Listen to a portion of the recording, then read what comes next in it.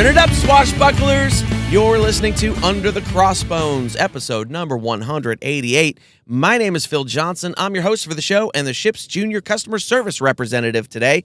Thank you for tuning in. Thanks for telling your friends. Thanks for sending donations.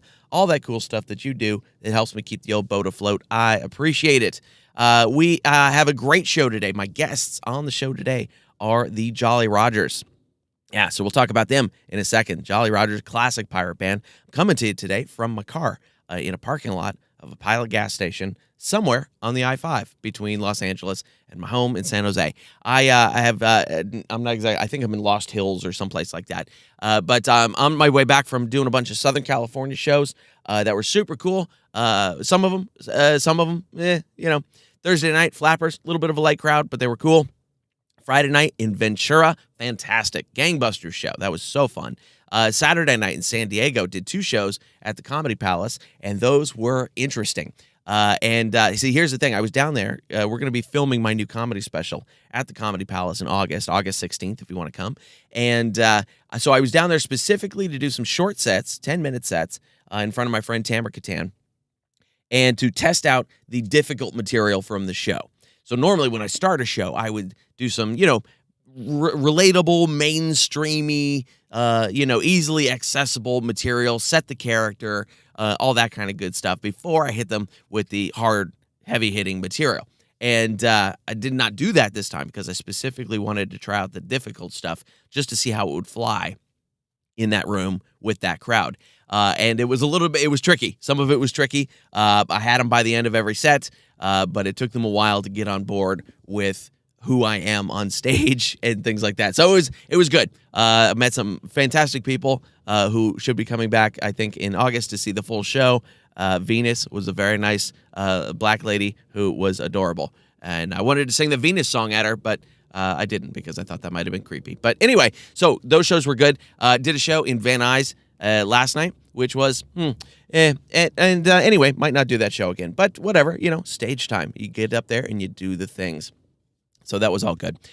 So if you're enjoying the show, and I hope you are, come by the Facebook page. It's facebook.com/underthecrossbones, twitter.com/undercrossbones.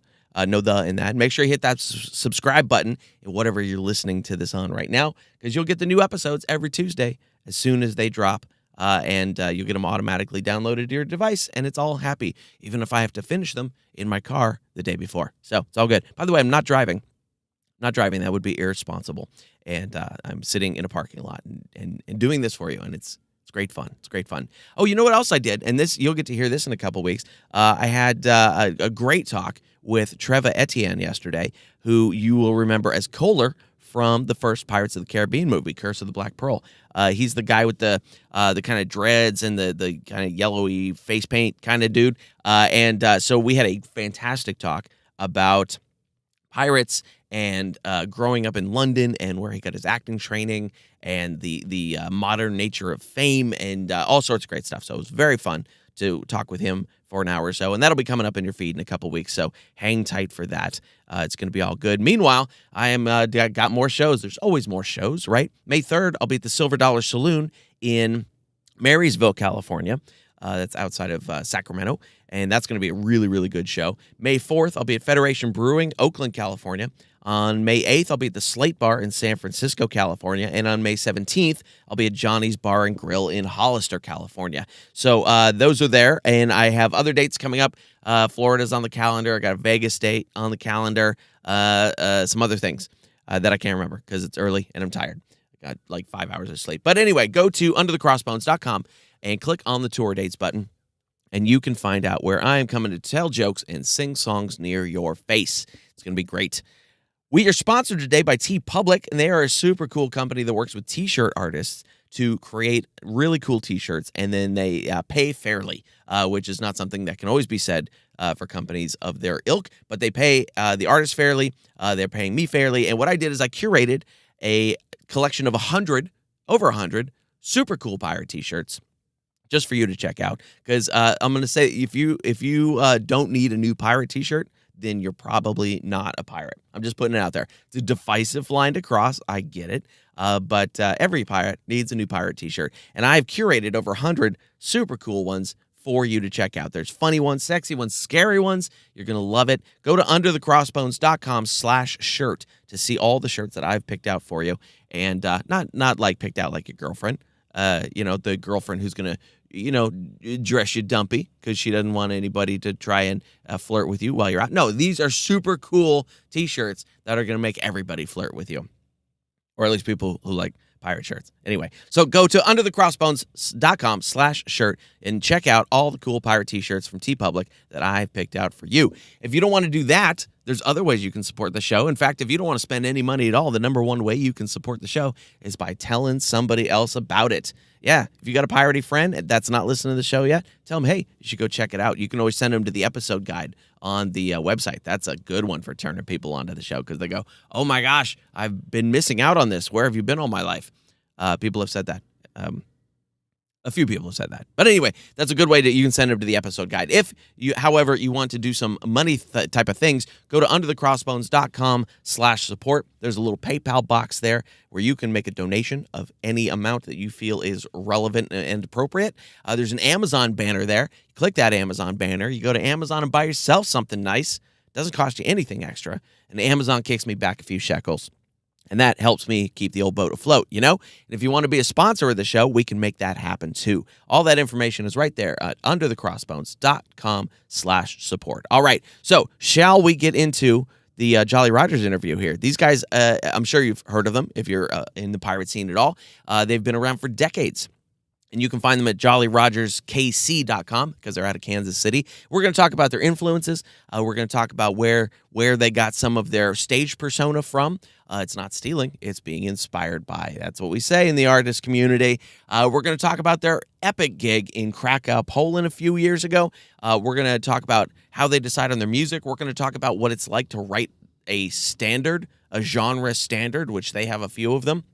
It's a great talk. You're going to love it. We've got all 5 of the Jolly Rogers on today. All 5 of them. They're not here in my car. We've already recorded this interview because otherwise it would be very crowded in this car. And they're not here. Okay? But we're going to listen to the interview, and it's going to be fantastic, and you're going to love it.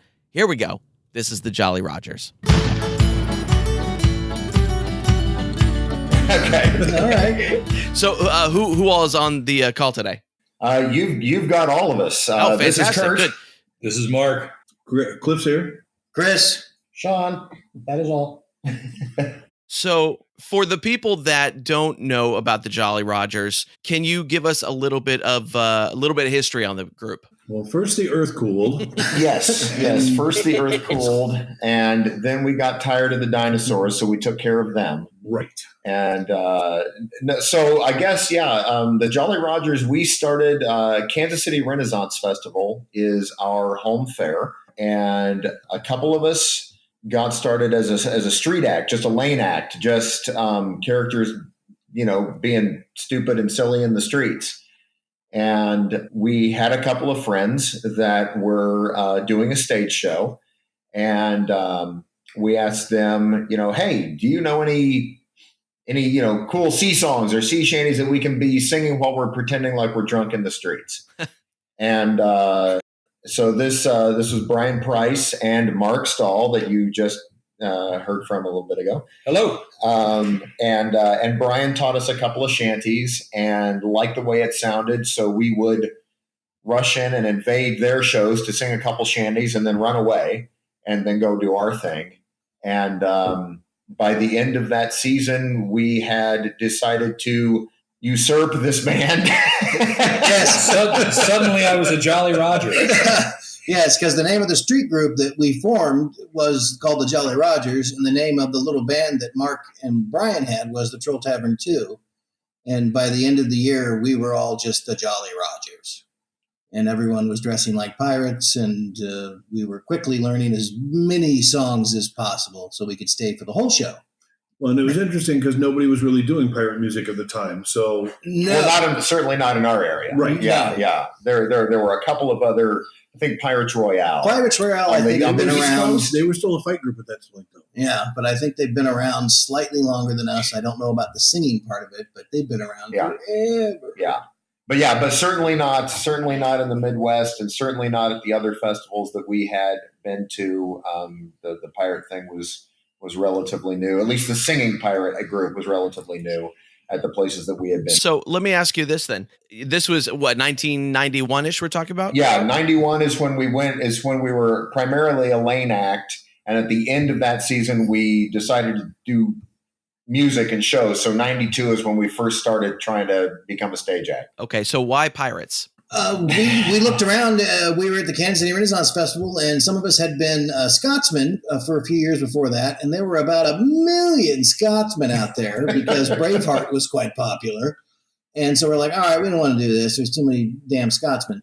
So, well, that was pre-Braveheart. That was probably Highlander. Was it Highlander? Was it that old? Oh my God. Okay, so Highlander. Yeah, I looked around and nobody. It was the one thing that seemed nobody was doing pirates. Underrepresented. Yeah. It seemed like a fun character sort of thing to play with. They had a pirate ship stage, but they had no pirates. Yeah, it was just an underrepresented demographic. So we're like, well, shoot, let's do pirates. Although I will say that Brian and I had been pirates for several years out there already. So they say. But low key. You're very subtle. Yeah, pirates. we were very subtle pirates. They were Subtle piracy. But and So the fair people then were amenable to pirates, and they weren't kind of the anti-pirate thing. No, actually, the Jolly Rogers as a lane act, we were very favorably received, just being stupid pirates in the lanes, and so I think that the popularity of what we were doing out there sort of helped us convince them that that pirates as a stage show could also be a thing. yes, because we were all in our 20s and had limitless energy.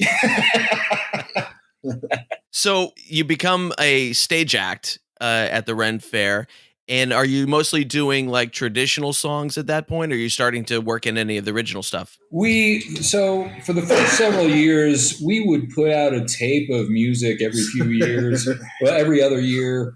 And A what? A tape? a tape, Yeah, tape, yes, Yeah. a compact cassette, Wow. What's as they that? were referred to. Well, we started with wax cylinders. That's But right. yeah, we put out a tape every other. Well, for the first 3 years, we put out a tape every year. But we tried to put at least one original song on every one of our releases, and so it was mostly traditional material we were doing. We decided to actually start trying our hands at writing stage shows. The first of which was called The Revenge Show, which involved way too many buckets of water. Yeah, so we were doing sort of skit comedy shows in addition to the singing and all this kind of thing. But it wasn't until our album X Marks the Spot. What year was that? 2003. 2003 that we decided, hey, let's shift over to trying to write. At that point, we're like, let's write everything. Yeah. And since then we've started sneaking traditional things back in, but have remained predominantly writing original stuff. Yeah. But up till then, we were definitely doing all of the traditional sort of shanties that have become really popular. Yeah, we had access. Brian, one of our retired members, had a father who was a huge, thankfully. I've got a dad. You got Yeah, that? Cool. I had one once. But he had a father who was a huge folk music aficionado. A lot of English, Irish, Scottish folk music, sea shanties, sea songs, and American folk music as well. And he had his little study at his house that we called the vault because the entire room was filled with reel-to-reel records, tapes, books, magazines, sheet music of just traditional stuff. He had stuff on tape, like a videotape when they would appear on TV and all this kind of thing. And he would essentially make us giant mixtapes of, you want drinking songs? Here's a whole tape of drinking songs. Or here's a whole tape of this kind of stuff, or here's a bunch of sea shanties. And we would just listen through all these and go, oh, we like that. We like that. That sounds like us. Let's not do that one. Yeah, let's not do that one. We would suck at that. And that's kind of how we got all of our early stuff. Thankfully, we had that because, no internet back then. So it would have been much more difficult to find material. That's an amazing resource to have somebody like that. What kind of ages were you guys at the time, and how impressionable were you about music, and what else were you listening to at the time? Oh wow! I don't think Wow. any of us were listening to. Getting into this was our real entree into this kind of music. Yeah. None of us were really, except for Brian. well, yeah, except for Brian, because he had his dad, and they'd listened to it all his life, and he liked it. But it was, geez, at the time, God, I was probably listening to classic rock more than anything else at the time. Yeah, regular stuff, classic rock, movie soundtracks, a lot of those, music. and classic rock, And because we weren't listening to folk, I think that's why it sort of took on a different flavor when we would do it, because the guitarist at the time was really heavily into blues and rock. And alternative music. Now he's into surf guitar. So, I will I was into punk and industrial back when we started. So yeah, that's kind of why we would do traditional, but it would always sound a little different, a little rocked up. Yeah, a little different, which served us well. Okay, well, let's talk about that sound a little bit. Even though you guys came in very, very early, and there was not a lot of pirate band competition like there is now. Now there's a lot of bands out there. What do you think is a defining factor of your sound that does separate you from other groups? Well, I mean, I have actually, like we were just alluding to, I have actually, certainly initially, I have always thought that the sound that Mark, our primary guitarist, that he brought over the years, coming from his rock and blues and punk background, lent a real difference to what we were presenting on the stage versus what you would hear from, just a straight trad group, and that kind of thing, and gave it, I think, a greater accessibility, gave the sound a greater accessibility to the audience that made it appeal to them maybe more quickly than if we were just trying to do straight trad. Yeah, I think one of the things we did early on was we knew we wanted to do something a little more entertaining than a sea shanty at a sea shanty pace. So it was always sort of sped up and done with a lot of fun and sort of done at a much higher speed than what you would normally do when you're using a sea shanty for what it should be used for. Yeah, we do very, very fast sea shanties. You would die putting a sail up. Yes, you could not work to our sea shanties. Mm-hmm. Right. Kind of a work harder, not smarter There you go. mentality. That's us. But yeah. Nice. That's funny. Well, early on, I know we looked at, Brian showed us, and I specifically remember watching some of this, some old Clancy Brothers footage of them doing their stage shows that they would televise over in the UK. And they were just a bunch of guys who knew each other really well that were like just hanging out on stage, playing music, cracking jokes, and messing with each other. And that was like their live show. And we're like, well, we should just do that. That became our formula. And that's essentially us. We're Pirate Clancy Brothers. I mean, not that we ripped them off, although I think the Clancy Brothers has done just about every folk song that has ever been made, but and written many of their own. But still, that was kind of the general idea that we went with. So I'm sorry. I think we went way off topic. Where did we start with this? No, not at all. So I like the idea of kind of messing around on stage and screwing around with each other. And because my band, in the few times I actually get to play with them these days, we always do that kind of thing too. Was there ever a suggestion or a thought of maybe we should be a little more serious about this? Or has that kind of goofing around kind of thing just always worked? Oh God, no. We've always, since day one, we have always been, because I think that one of the big things that we also try to do is we've kind of come from it from the aspect of, hopefully, if we're entertaining ourselves, then we're entertaining the audience. And so, we could just sit up there and be serious and just do the same thing over and over, or we could just screw with each other. And that makes it fun for us. And if we're having fun with it, in addition to giving them good music to listen to, but if we're having fun with it, I think it makes the audience have more fun with it as well. So, keeping the comedy in there, the comedy, the jokes, messing with each other, just, the physical humor, all that kind of thing has been key from the start. Yeah. And we will, of course, be serious for a serious song. Well, sure. We'll keep it tonally correct, but messing with each other and just having fun doing this is what worked for us from the beginning, and we've never strayed from that. We didn't see any reason to make it less fun than we were doing. Yeah, especially because most of us came from a street group, and being just street characters, we all had to have very well-defined characters.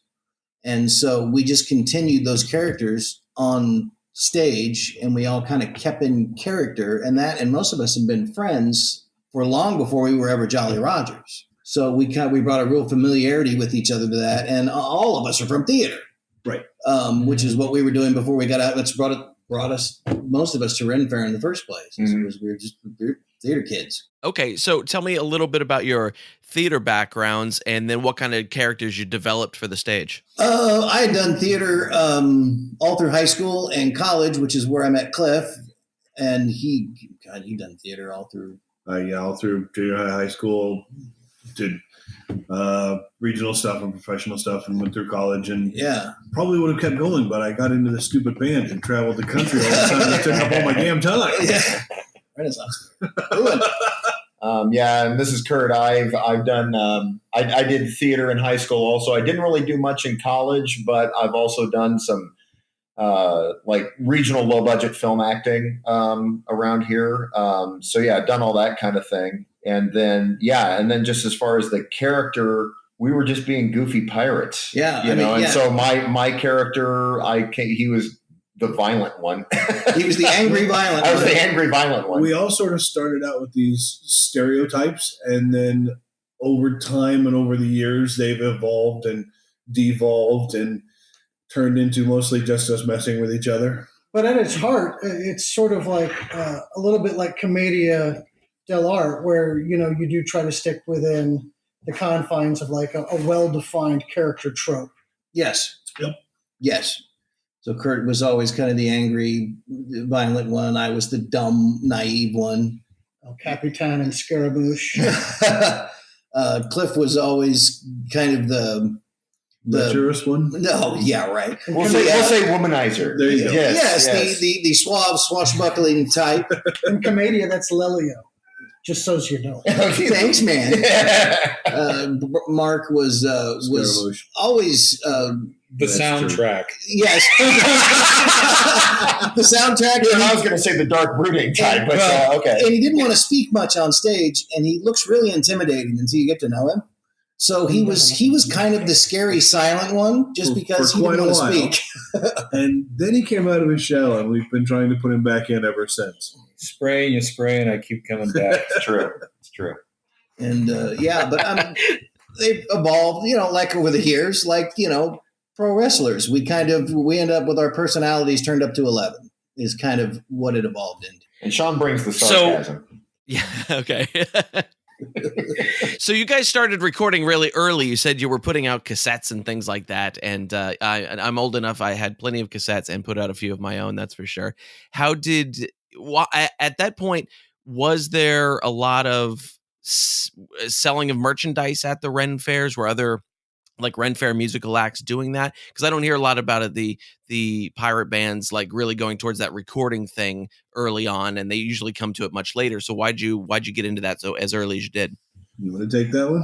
Well, I mean, we were. So I guess we had another band. Yeah. We were approached by another band at the time called Made in the Middle. Was their group, and they had already they were already a presence. And they were sort of serious musicians. Yes, they were not doing anything like what we were doing. No, they were very straight trad. Yeah, they were doing trad Celtic folk, and so we were really popular. Right, and so they approached us about the idea of basically co-producing an album. They would do one side, and we would do the other side, and interspersed here and there would be a few songs that we did together. And so, and at the time, just if I can jump in, I know at least half of us went, "This is awesome. We're going to have like a tape. Someday I'm going to show my grandkids. I recorded something." We did this one tape. And this one side of this one tape. I can't believe this. We're really doing this. And me, Mark, the guitarist, who'd been doing some studio recording before that, my attitude was, oh, yeah, us in the studio, this would be good for a laugh. I didn't see us really progressing much beyond the first couple years, but they kept liking us. The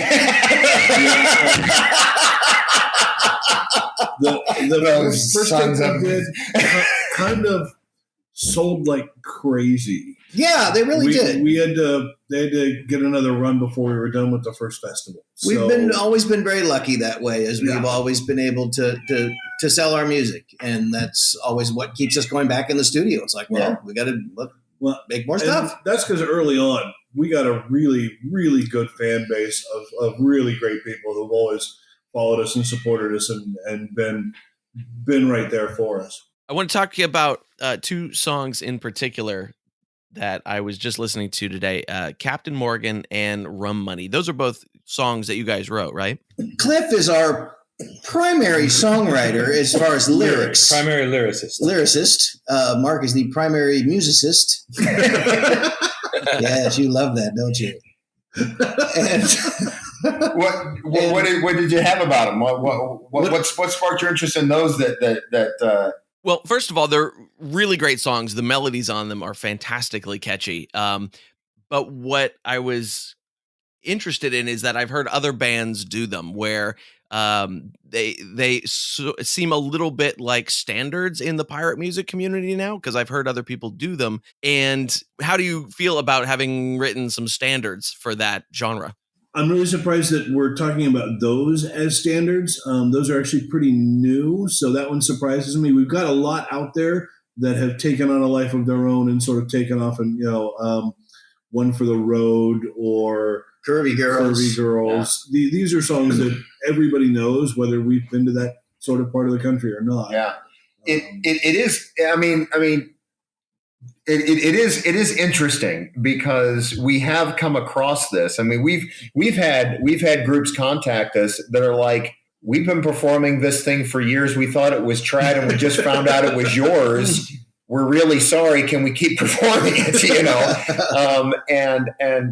So I mean, it's this really interesting feeling when you find out that that you've got the modern day equivalent of who we were back in the day, finding recordings, or whatever, and you're maybe hearing someone else perform it out at a Renaissance festival or some other festival, and been like, oh my God, that's part of the lexicon. I can just use that, and so on the proprietary side, you're like, no, wait, that's ours, but on the other side, it's like, that's kind of cool that we have gotten to a point where the stuff that we are making is reaching that level. Part of the folk tradition now. Yeah. Right, exactly. Yeah, and so it's kind of wild that happens. But we do like royalty checks.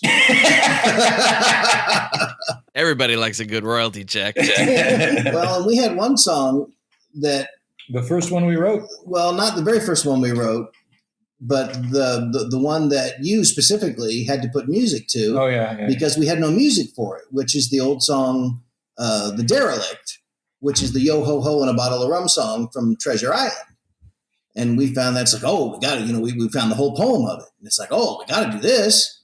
But for the days of the internet, there was no music to it. It was just a poem. So it's like, well. Yeah, we searched and searched. Well, I mean, we knew Yo Ho Ho and blah, but it's like there was nothing else beyond. Yeah, and we didn't know where we heard that tune from. So it's like, well, that's what we have. The Yo Ho Ho and a Bottle of Rum, just that part. So it's like, well, Mark, write everything else around it. Okay. So he did. And 5 years later, that was listed as traditional. Traditional, and Disney used it in their Pirates of the Caribbean movie. And when I bought the second Pirates of the Caribbean movie, it came with a CD that had a handful of pirate songs on it, and on it was The Derelict, and it was our tune. But it wasn't us singing it. Wow. Thanks, Disney. And we never got a check from Disney. Yeah, they can afford one. That's right. The mouse has more money than God. God, I would just take free tickets to Endgame. Yes. But yeah, that's something that kind of made it into there from early on. And it was just out of, we want to do this song and we don't have a tune. So Mark wrote us a tune.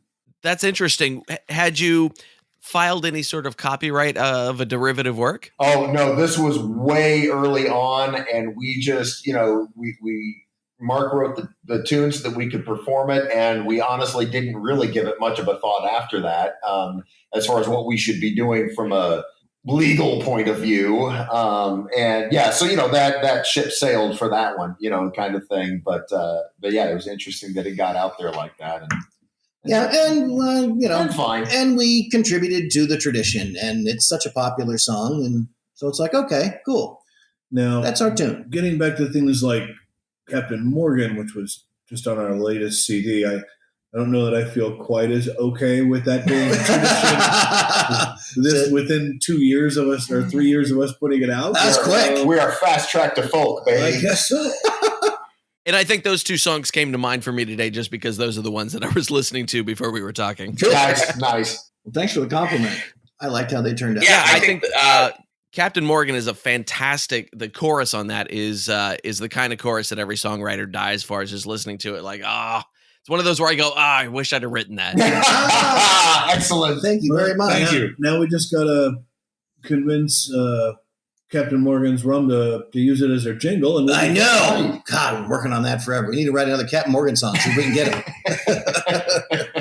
That would be a heck of a paycheck. Yeah, it would. You guys primarily have 2 Ren fairs that you kind of base out of, and to what extent do you tour outside of those? Well, we used to tour a lot. We spent a lot of time on the road. At this point, those are our main ones. And then as others pop up, or if it seems like something interesting, or if all of us actually have time at the same time, we try to make an appearance here or there. Yeah. We don't travel as much as we used to, life and jobs and kids and all that kind of thing,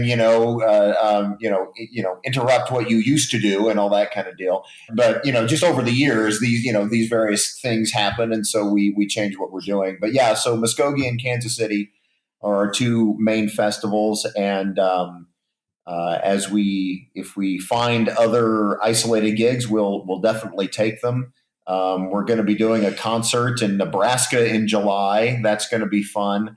We're thinking on more actively trying to find isolated weekends here and there at other festivals that we have done in the past and have not been back in a while. So like Scarborough in Texas is one that I think we're going to be reaching out to at some point, and just things like that. But yeah, Kansas City and Muskogee are the main stuff that we handle. Tell me a little bit about the difference between playing a festival thing versus playing a theater or pub gig or something that you might do outside of a festival. You probably don't have a preference necessarily over one or the other, but do you change your show in any way for that? Well, if we play a pub, there's more swear words. Well, and it's a different kind of beast, because if we're selling a concert, people are happy to come in and sit down and do their thing. But the thing that's always been the deal about a festival is they didn't pay to see you. So they're a transient audience whenever they want to. So it's much more of you got to interact with them and keep them active and keep them up and keep them moving and happy. Less time for more sort of serious songs or that sort of thing with us anyway. I'm sure there are bands who sing lots of very pretty songs and they hold their audience. With us, we keep them laughing and keep them clapping along. Yeah, we've done some like nautical fairs. That makes sense. Yeah, we've done some nautical fairs, and our show does change a little. Then we can get away with some more serious stuff and some really heavily sort of longer nautically themed type songs. More of the songs we've written about real pirates and things like that. Yes, because that's what that audience is there for, and they want to hear that stuff. The Ren Fair crowd, they want to laugh, they want a turkey leg, they want a beer, they want to go to the next show. Yeah, it's escapism to go out to the Renaissance Festival, whereas when you go to a concert venue, where all the seats are facing the same way properly. Yes. They're there for, I think, more of a sonic experience. So. Yeah. Okay, yeah. I did a comedy gig just last weekend where comedy was not the main event and it was outdoors and it was that sort of transient audience, and it was just not good. It can be really disparaging sometimes. It's a tough gig. Yeah, you gotta rope them into sitting down, and then you gotta keep them there. And you did, what was that, Peoria? Is that what you? I could smell what you're thinking. Well, no, I was actually thinking about the fact that it's much easier because I do other shows, and it's much easier doing a music show than any of the others because we can sing whether they're there or not. Where you actually need an audience to laugh, well, then it's a much harder sort of gig. Yeah. But now we've done some, like we did, what was it, that state fair in Peoria? Yeah. No, it was a regional fair. It wasn't a state fair. It wasn't a state fair. It wasn't a county fair. We thought it was regional. It was a regional fair. It was huge. It was an interesting experiment where we thought we would give it a try, and the people who were running it thought it would be a neat little addition, and no one cared. No one effing cared. We had Nickelback next door. So yes. No. It was Puddle of Mud. Puddle of Mud. Sorry. Yeah, so it just weird. Oh, and I'll say this about that: it's hard to do the whole pirate shtick at that kind of fair when you're positioned next to a tilt-a-whirl, because I think you lose context of character a little bit. Oh, come on. Oh, no. Tilt-a-whirl pirates were huge. But yeah, so we've had some kind of nightmare gigs over the years. And luckily, we've also had some amazing gigs. Definitely. When we headlined the Chanteys Festival in Krakow, Poland, there were 5,000 people in a building that was set to hold 3,000. I mean, it was a giant mosh pit. With just these crazy Polish folks that had made a mosh pit while we were seeing sea shanties, and it was just, where are we? It totally rocked. It was great. And there were and oddly enough, it was oddly moving because we would do things like we'd sing out a line of a traditional shanty in English, and they'd sing it back in Polish, and we all knew the same songs. It was just a very cool sort of experience. Yeah, that's how we started to communicate with them. It's like, well, nobody speaks anybody's language here, so let's just start singing. And we found out stuff that we knew and had in common. That's amazing. How did you get that gig? They approached us. Yeah, they found us online. Out of the blue, this guy contacted us, emailed us, and said, hey, I work with the Chanteys Festival in Krakow, Poland, and we think we'd love to have you come out. And so we replied, yeah, okay, what kind of con is this? And he started talking about how it's the biggest Chanteys festival in Europe. And then lo and behold, a contract shows up, and then they're buying our plane tickets to come out. And it's like, oh, this is a real thing. Let's get passports. This isn't a Nigerian prince at all. But just as an interesting side note, I think it's interesting. Well, you can edit this out. I don't know. But in Poland, when the Soviet Union had Poland, the Solidarity movement was, their big sort of resistance against Soviet control and all this kind of thing. And that was born out of the shipyards on the Baltic. Is that right? Baltic Sea. Yep. And so since the Solidarity movement was born out of those shipyards, sea shanties and sea music, not just shanties, but sea music also, took on sort of a rebel song kind of the Irish rebel song. Kind of a weight to these things. Yeah. And so when we were doing the Shanty Festival, and at that point we didn't really know that history until someone explained it to us. But we're like, why? We're looking around, there's all these people that are genuinely digging this, and it's like, what is going on? And then we find out that there's this whole cultural thing, stemming back to the end of the Cold War for the Poles with sea music. And it was just like, wow, that's just incredible. Yeah, so it was really interesting. The kids were all having a great time with it, and the sort of older generation were genuinely kind of moved by it. And it took us a little while to figure out what the deal was with that. But no, it was very cool. That was wonderful. And then we found out that Poland wasn't landlocked.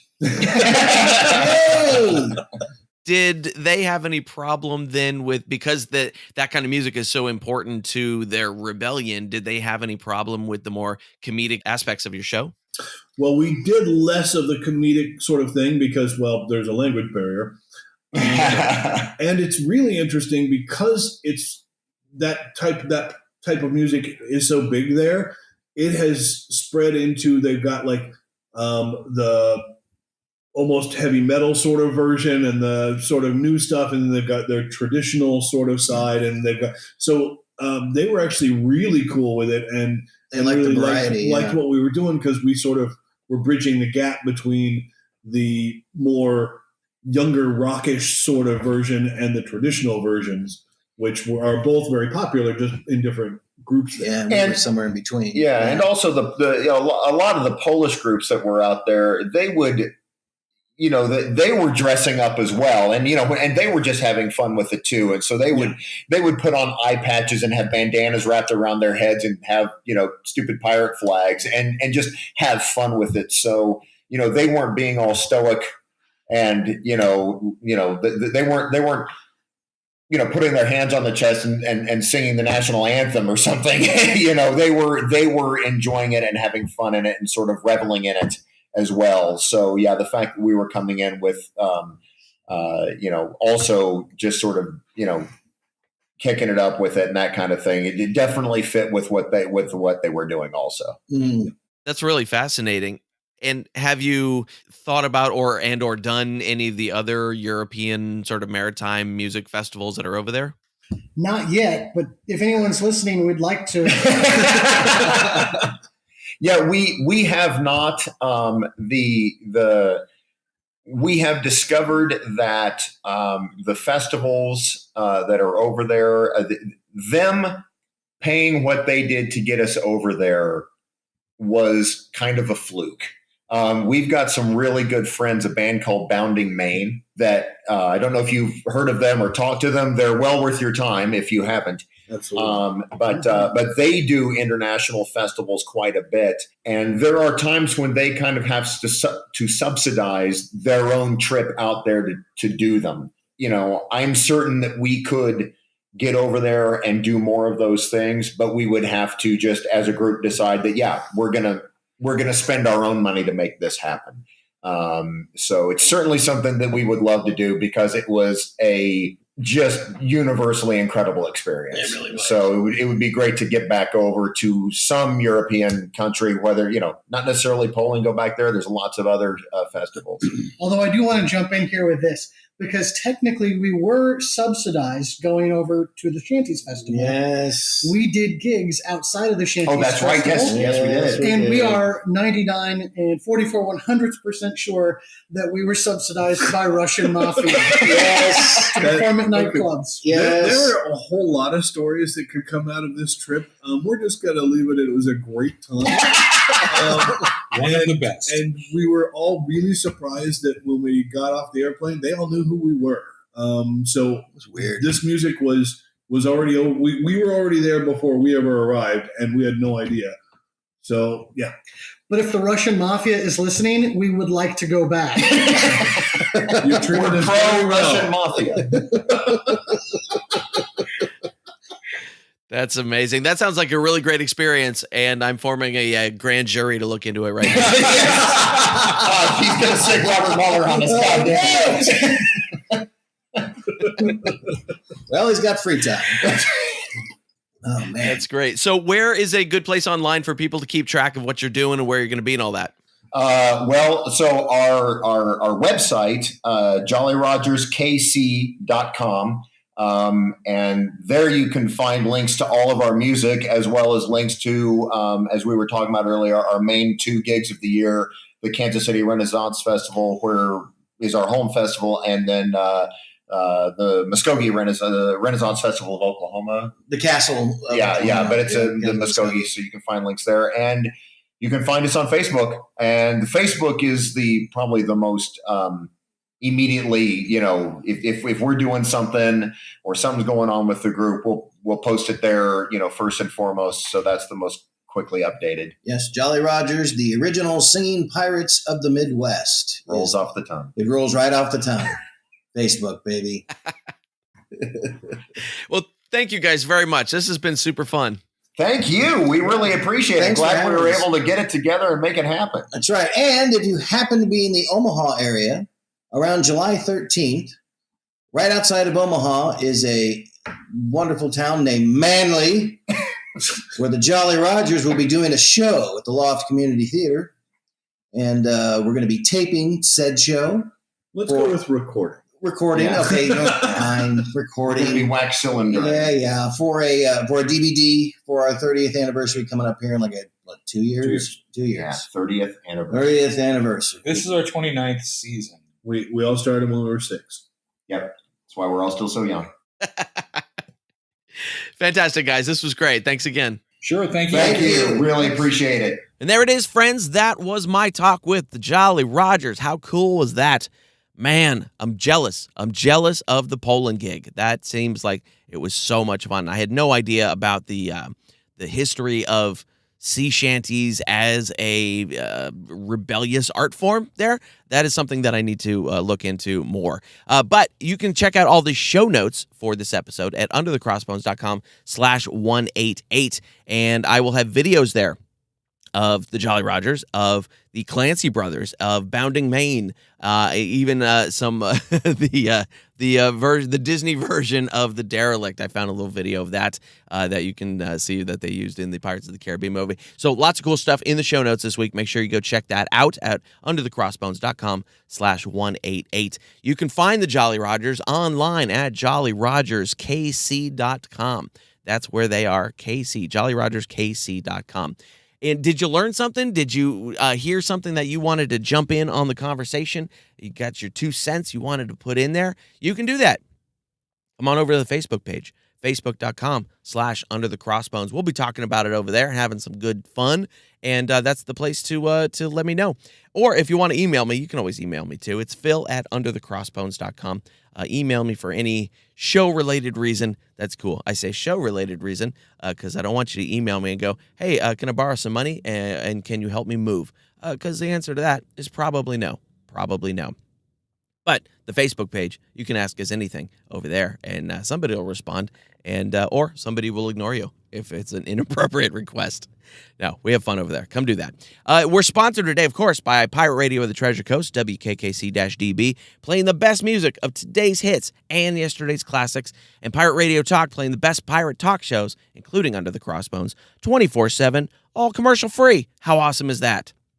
You're listening to a commercial about a commercial-free station. Anyway, they're great. Go to pirateradiooftheTreasureCoast.com or pick up the Pirate Radio WKKC-DB app in your favorite app store. For the talk station, go to pirateradiotc.com or pick up the Pirate Radio Talk in the app store. And, of course, you can ask your Alexa or Google device to play it for you. You just go, hey, Alexa, or whatever the Alexa trigger command is. You go, hey, Alexa, play Pirate Radio of the Treasure Coast for me. And she'll do that. She'll do that for you. You can also ask for Under the Crossbones. Your Google device will do the same thing because they're always listening to you. It's all brought to you by iTreasure Radio, the very best digital media from independently owned stations at iTreasureRadio.com. And that is it for our show today, friends. Thank you once again for tuning in. I absolutely appreciate it. We have had a gangbuster month, super month, biggest month ever for the show as far as number of downloads. So welcome to all the new listeners. Thank you for being here, and I hope you're enjoying the show still. And I hope you hang in there with us. We got some great stuff coming up. Next week, Randy Natowski, a.k.a. Constable Heartless of Blackbeard's crew, is going to be on the show. The week after that, we got the Shipwreck Rats out of Berlin. Yeah, Berlin. We're going all the way to Berlin, Germany for that one. And a bunch of other cool stuff is on the docket. You can always go to the episode page on underthecrossbones.com, the episode guide page, to see who's coming up, because I put it all there, and everybody that has been on the show in the past. And if you have any suggestions for people you'd like to hear on the show, let me know. I'm always open to suggestions. You can hit me up at phil@underthecrossbones.com, or just pop on over to the Facebook page at Under the Crossbones and let me know there, okay? That would be great. And so that is our show. Again, you can find the Jolly Rogers at jollyrogerskc.com. And if you want to find out what I'm doing with comedy, music, that kind of stuff, you can go to philjohnsоncomedy.com, or you can just Google Phil Johnson Comedy, and I will come up. All right? Thanks for the fun, friends. I'll see you next week.